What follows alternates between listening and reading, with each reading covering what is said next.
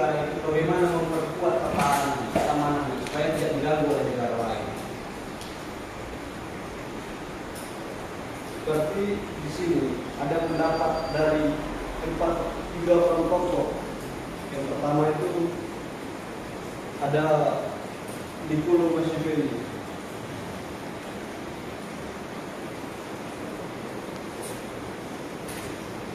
Siapa tokohnya?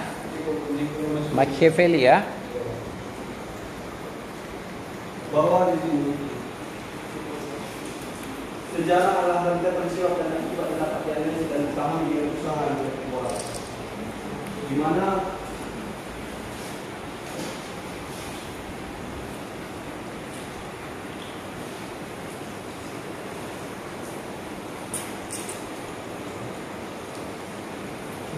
meningkatkan penggunaan kekerasan pada negara untuk mencapai tujuan-tujuan yang diinginkan. Karena semua negara ataupun semua rakyat itu memiliki sebuah nafsu seperti yang dijelaskan bahwasanya adanya keharusan kekuasaan. Maka dari itu dia memperkuatkan di bagian militer untuk menjajah negara lain. Jadi suatu negara itu menganggap negara lain suatu ancaman. Maka dari itu juga pernah kita lihat bahwasanya ada Perang Dunia Pertama, ada Perang Dunia Kedua, kemudian ada pembentukan suatu organisasi militer yaitu kita kenal dengan NATO, yaitu Nation Treaty Organization, Nation Atlantic Treaty Organization, yaitu pertahanan Atlantik, organisasi pertahanan Atlantik Utara, yaitu yang dirumuskan oleh negara Inggris, Amerika, Prancis juga ada di situ. Kemudian kemarin pada Perang Dingin ada yang dibentuk oleh Uni Soviet, yaitu organisasi Pakta Warsawa.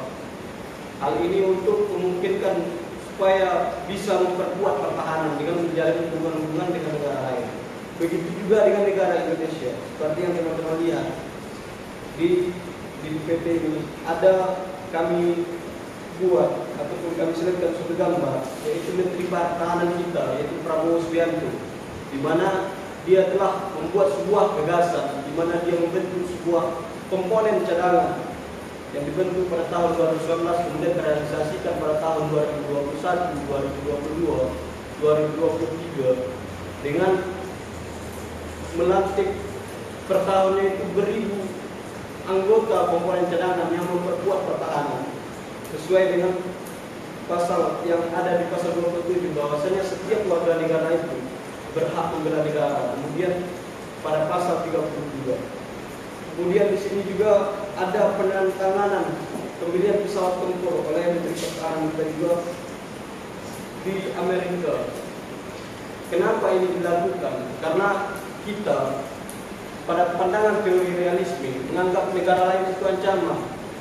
Sebagai negara yang kaya akan rempah-rempah, karena Indonesia juga termasuk negara yang pernah dijajah oleh kolonialisme. Maka dari itu kita belajar bahwasanya kita sebagai negara kaya, sebagai negara ekonomi yang melimpah, maka kita meningkatkan di bagian pertahanan supaya negara kita tidak dijajah kembali. Mungkin hanya itu yang bisa kami sampaikan dari kelompok 1 tentang pandangan teori realisme. Dari kesimpulan itu bahwasanya setiap negara itu bagaimana bisa memusatkan kekuatan pada suatu negara, yaitu dengan memperkuat bagian pertahanan. Itu saja. Assalamualaikum warahmatullahi wabarakatuh. Teori realisme. Ini asumsi dasar apa? Asumsi dasarnya memandang dunia ini anarki, ancaman bagi yang lain, bagi ini. Ya, kita jawab. Maka oleh setiap negara harus memperkuat diri sendiri. Perkuat apa? Pertahanan, keamanan, apalagi ekonomi, apalagi pendidikan atau sumber daya manusianya. Buat apa? Buat menjaga negara sendiri dan rakyatnya. Ya, dengan punya kekuatan yang penuh, pertahanan, ekonomi dan pendidikan atau sumber daya manusia, masing-masing negara bisa memprotek negara sendiri dari waktu-waktu akan terjadi serangan dari negara luar. Teori realisme ini sangat populis ya, sangat populer. Siapa salah satu tokohnya tadi? Machiavelli. Oke ya. Jadi begitu apa dasarnya, contohnya apa, banyak negara melakukan serangan terhadap negara lain, apakah dengan pertahanan atau dengan penjajahan ekonomi, atau seperti kita ceritakan, seperti konflik Laut Cina Selatan dan sebagainya. Oke, baik, sekarang silakan ajukan pertanyaan. Nanti kawan ini akan bertanya. Ayo, siapa? Mungkin ada. Oke, baik, ya. Yang bertanya, arahkan situ. Tidak akan mungkin. Ya, apa pertanyaannya? Pak Ustaz? Jadi bertanya, Ya. satu, realisme kan mengutamakan pada kekuatan sebuah negara. Lalu bagaimana negara yang tidak punya kekuatan power? Apakah negara tersebut akan diganggu oleh negara yang punya kekuatan power tersebut? Oke, bagus. Apa? Dia memandang harus ada pertahanan yang kuat ya.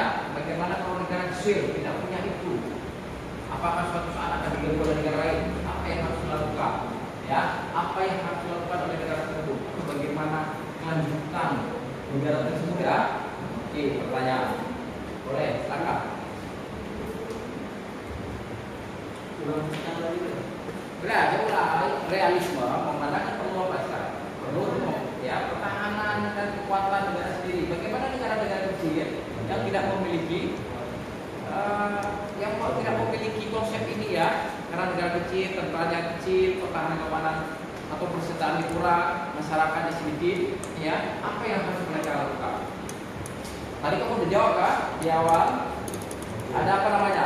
Tadi jawab, Amerika ada apa? Rusia ada apa? Iya.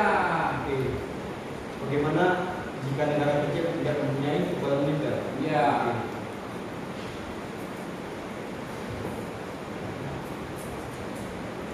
Ada suatu negara yang tidak mempunyai kekuatan militer. Biasanya ada tiga macam. Yaitu pertama ada negara yang mengalami demilitarisasi. Ada negara yang tidak memiliki negara. Kemudian itu ada negara yang bekas jajahan. Kemudian ada satu contoh negara yang tidak memiliki militer. Ada Monaco. Jadi bagaimana negara ini supaya tidak dijajah dengan negara lain? Jadi bagaimana bisa menjalin komunikasi hubungan dengan negara lain supaya tidak terjadinya penjajahan? Ya, untuk apa? Yang maksud dalam komunitas apa? Ya, negara kecil. Yang maksud dalam komunitas apa misalnya? Ada yang bergabung dengan Ada yang bergabung dengan NATO. NATO, ada yang bergabung dengan Ya, seperti Indonesia bergabung dengan NATO. kalau di Asia, Di Asia ya, kalau negara bekas jajahan Inggris bergabung dalam apa? Negara Persemakmuran, Commonwealth ya. Negara bekas jajahan Inggris itu sumpahnya Inggris. Seperti siapa misalnya? Singapura, kita lagi. Iya, kita lagi. Dia besar ya. Malaysia, Brunei, ya. Jadi itu ya. Jadi ada ketergantungan terhadap negara lain. Ya. Misalnya Singapura ada dia kan kecil kan, ini kemana? Militernya Amerika ya, Inggris ya, Singapura ya. Nah, ini kan ada tentara kecil ya. Jadi satu negara ini bisa menjadi hubungan ataupun berkomunikasi dengan negara lain supaya negara lain lebih unggul dan tidak dijajah. Baik, ada tambahan tak? Boleh tambah? Ya. Bukan mau nanya maksudnya. Boleh nanya. Oke. Apa pertanyaan? Tadi kan udah dibahas tentang ada pertahanannya. Oke, pertahanan. Pertahanan itu ada Bapak sebutkan salah satunya pendidikan. Oke. Nah, Pendidikan itu buat apa? Sumber daya? Iya. Ya. Bagaimana pandangan realisme itu tentang pendidikan itu? Oke. Buat apa pendidikan? Pandangan. Karena itu kan sumber. Kalau nggak ada, kalau orang tidak cerdas tidak bisa buat apa-apa kan? Tidak. Iya. Ayo berdasar. Jadi pendidikan itu kan untuk sumber daya manusia. Ya pastinya untuk mencerdaskan manusia kan. Untuk dia gimana ya? Biar rakyatnya, Rakyatnya pemerintahnya. cerdas. Seperti tujuan Indonesia kan mencerdaskan kehidupan bangsa. Jadi sumber daya manusia itu ya sudah jelas pasti untuk mencerdaskan kehidupan rakyatnya supaya berkembang, tidak di situ saja.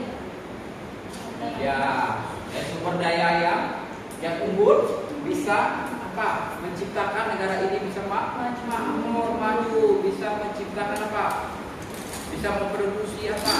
Kebutuhan negara baik dalam pertahanan, keamanan, apalagi sumber daya ekonomi, ya bisa diolah sumber daya alamnya dengan ada pendidikan. Jadi tidak tergantung dengan negara lain. Kalau tidak ada pendidikan atau sumber daya minim, kita nggak bisa mengolah, nggak bisa ngambil minyak itu apa sumber energi, nggak bisa kita olah matahari, tapi berapa sumber energi, ya. Habis itu apa? Kita tidak bisa mencukupi hasil pertanian buat konsumsi masyarakat dalam negeri, sehingga kita harus tergantung sama orang. Misalnya seperti sekarang apa? Beras, apa? Lahan sudah mengecil pertanian, apalagi orang-orang sudah malas nanam padi, sehingga terasa mahal sekarang.